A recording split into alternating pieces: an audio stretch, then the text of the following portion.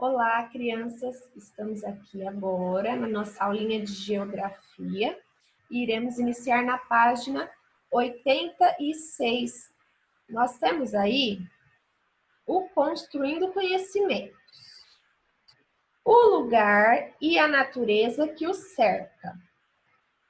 Então, nós temos aqui uma imagem, de duas crianças brincando no parque de Belo Horizonte, lá em Minas Gerais, é aqui no Brasil, não é tão distante de onde nós estamos, e foi tirada no ano de 2015 essa foto aí, tá bom? O que parece que eles querem o quê, Subir na árvore, Estão se divertindo, tá? E aí disse assim: nosso planeta é rico em biodiversidade. O que é a biodiversidade? Nosso planeta é rico em diversidade ou variedade de vida. Então, quer dizer que o nosso planeta tem o quê? Variedades e variedades de vida. Tem muitos animais, tá bom? Um conjunto de seres vivos que ocupam um determinado lugar. Então, é isso que quis dizer aí. Abrigando seres vivos como aves, animais terrestres, animais aquáticos e uma grande variedade de vegetais. A Terra também abriga seres não vivos, como o solo, as rochas, o ar e a água. Todos os seres vivos e não vivos formam a natureza e podem ser recursos para nós, seres humanos. Então, mesmo todos os seres vivos e até mesmo os seres não vivos, eles podem trazer recursos para nós, tá bom? Nós necessitamos deles. Recursos não vivos, precisamos do solo, precisamos do ar, precisamos da água, tá? Então, esses recursos que a natureza oferece para nós, seres humanos. E aí, aqui a Pro já explicou, o que seria diversidade. Na página 87, nós temos crianças observando seres vivos e não vivos em um aquático, tá bom? Então, o que nós temos aí, ó? Duas menininhas, elas estão observando um aquário. Nesse aquário existem os seres vivos e não vivos, tá? Seres vivos são os peixinhos, as plantas. Seres não vivos são o quê? As rochas, que tem aqui, das paredes. A água em que os peixes estão são elementos não vivos, tá bom? E aí disse assim, ó: cada lugar é único e podemos perceber isso por meio de características específicas. Por exemplo, a localização, o clima, o tipo de solo e também os diferentes hábitos que as pessoas têm, os quais variam de acordo com o lugar onde vivem. Então, o que quis dizer aí nessa parte? Que cada lugar tem suas características. Nenhum lugar é igual ao outro, A localização é diferente, o clima é diferente, pode ser que seja frio, calor, seco, muito chuvoso, tá? Então, cada lugar tem o seu jeito de ser, tá bom? E aí, ó, a seguir, podemos ver como as características naturais que existem em cada lugar contribuem para o trabalho e o modo de vida dos seres humanos. Então, cada lugar contribui, para o trabalho do ser humano. Vamos ver aqui. Aqui nesse local, nós temos o quê? Barcos em um rio, Barcos de pesca em Angra dos Reis, Rio de Janeiro. Foi aqui no Brasil, no ano de 2017 foi tirada essa foto. Então, nesse local aqui, ele é o quê? Propício para a pesca. Então, as pessoas que vivem nesse lugar, muitas vezes a fonte de renda delas é o quê? A pesca. Através da pesca que elas conseguem o dinheiro para se sustentar, para viver, tá bom? Aqui na página 88 diz o seguinte: no litoral, muitas pessoas têm como trabalho a atividade da pesca e outras mais ligadas ao turismo, que são favorecidas pela presença do mar e dos recursos que oferece. Então, disse aí, que no litoral, além do trabalho como pesca, tem outras também relacionadas ao turismo. Por quê? Muitas pessoas vêm de outros lugares, viajando para conhecer esses lugares, tá? E aí existem os guias turísticos que mostram como que é esses lugares, tem os hotéis para as pessoas se hospedarem, tudo isso aí, tá bom? Na atividade da pesca, a natureza contribui por meio da água, dos peixes e do vento, que ajuda os barcos a navegarem pelo mar. Então, tudo, né, para pescar, a natureza que vai contribuir. Por quê? Tem a água nos rios, dentro dos rios existem os peixes, e para o barco navegar também tem a necessidade do vento, né? Se for um barco à vela.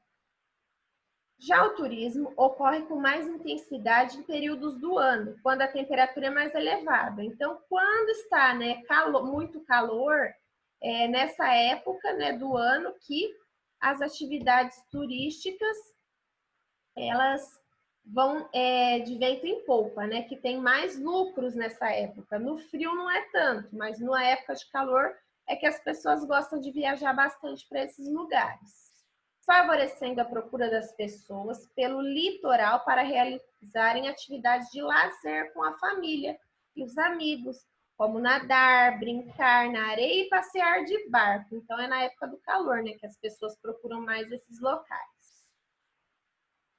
Os hábitos nestes locais são diferentes dos outros de outras cidades.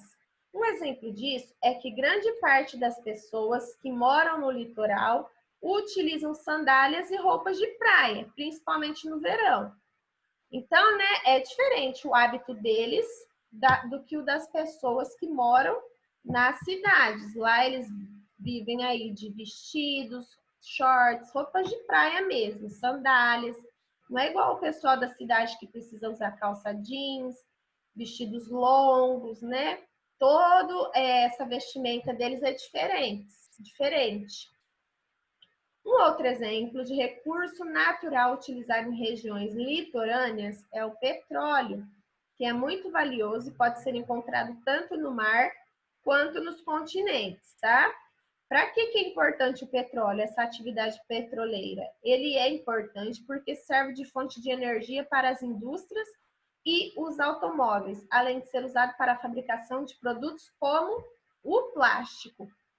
Então, né, o petróleo também é uma atividade, né, financeira muito valiosa, porque é através dele que ele serve o quê? De fonte de energia para as indústrias e para os nossos carros, tá bom? Se não tiver o petróleo, como que vai funcionar o nosso carro?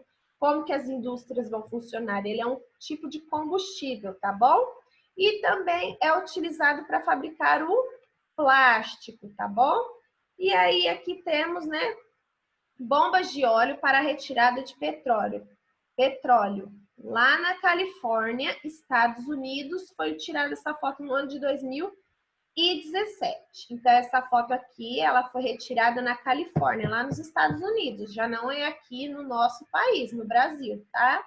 E são essa máquina aqui, essas bombas de óleo, que conseguem retirar, né, extrair o petróleo para utilização, tá bom? Ele é retirado lá do fundo.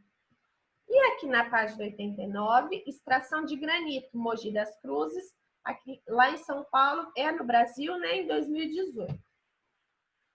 Diferente do que encontramos em regiões próximas ao mar, a cidade de Mogi das Cruzes, localizada em São Paulo, é uma das principais cidades brasileiras que tem como atividade econômica a exploração de recursos minerais. Explorar recursos minerais é o quê? Retirar areia, importante para a construção de moradias, produção de vidros, entre outros, tá? Então, lá na cidade de Mogi das Cruzes, né, a principal atividade econômica é essa exploração dos recursos minerais, tá bom? Explorar é o quê? Retirar da natureza, né, os recursos para usar para nós, seres humanos. Retiram areia para quê? Porque utilizamos ela na construção das moradias. e também para a produção do vidro, tá bom? O clima de Mogi das Cruzes é quente e seco, então lá é muito quente e seco. Por isso a população geralmente tem o hábito de vestir roupas mais leves e utilizar chapéus e bonés para se proteger do sol. Então lá eles usam roupas leves, né, que não são quentes, utilizam chapéus e bonés na cabeça para proteger do sol. Agora, já no Rio Grande do Sul, é o estado com o maior rebanho de ovelhas do Brasil, para a produção de lã, que é um recurso animal muito utilizado pelos seres humanos, para a fabricação de roupas, cachecóis, luvas e gorros. Inclusive, a população local dessa região costuma ter o hábito de utilizar roupas e acessórios feitos de lã para se aquecer durante o inverno. Lá no Rio Grande do Sul é frio, tá bom? Por isso, né, que tem essa produção de lã, que eles têm a criação de ovelhas para retirar a lã delas e fabricar essas diversas roupas de lã, tá bom? Cachecóis, luvas, gorros, para as pessoas poderem se esquentar. Então, lá essa atividade econômica é muito cobiçada, tá bom? Ela o que? Ela traz muito dinheiro para quem tem essa indústria de roupa de rebanho, tá bom? Para a produção de roupas de lã. E na página 90, nós temos aqui a imagem da extração de látex de uma seringueira na floresta amazônica, lá em Roraima, aqui também no Brasil, e foi tirada no ano de 2011. A extração de látex é feita nas árvores, né? Eles amarram aqui, né, esse potinho para poder extrair, ou seja, retirar da árvore essa substância, né, que sai da árvore, se chama látex, tá bom? Para quê? Vamos ver? O estado de Roraima apresenta uma vasta vegetação característica da floresta amazônica. E entre as diversas espécies está a seringueira. Então, a árvore que se retira o látex se chama seringueira.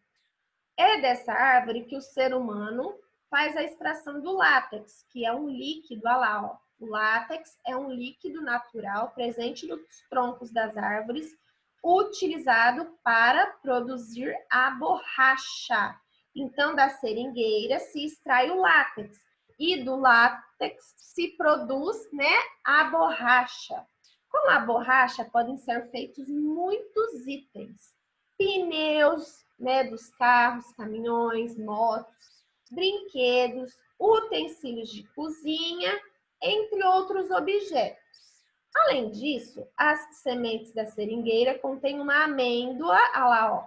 As sementes da seringueira têm uma amêndoa, da qual se extrai um óleo amarelado. Então, além disso, também a seringueira tem, né, essa amêndoa, que se extrai esse óleo amarelado, utilizado na indústria de vernizes e tintas, tá? Então, consegue também extrair isso daí, essa amêndoa para produção de óleo. Os trabalhadores responsáveis pela exploração de tais árvores são conhecidos como seringueiros e apresentam hábitos bastante característicos, como se dedicar ao trabalho pelo menos 6 dias na semana e acordar e começar as atividades antes do sol nascer.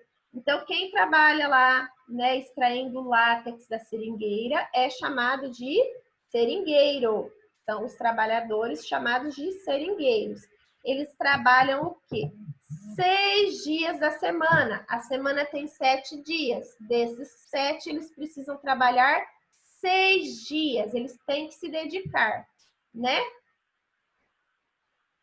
Aí aqui, ó, nem só do trabalho com as árvores vivem os seringueiros, tá? Pois eles também costumam plantar roças diversificadas, caçar e pescar para garantir o alimento. Então, muitas vezes, esses seringueiros, eles não só trabalham extraindo látex, tá? Eles precisam também plantar roças, caçar e pescar para compor essa renda, né? Para garantir o alimento deles, tá bom? Então, eles não só fazem isso, eles precisam fazer outras atividades para conseguir garantir o alimento deles, tá bom? E hoje nós encerramos essa aulinha aqui, tivemos um pouquinho de conhecimento e explicação. Na próxima aula nós iremos fazer alguns exercícios, tá bom? Até nossa próxima aulinha.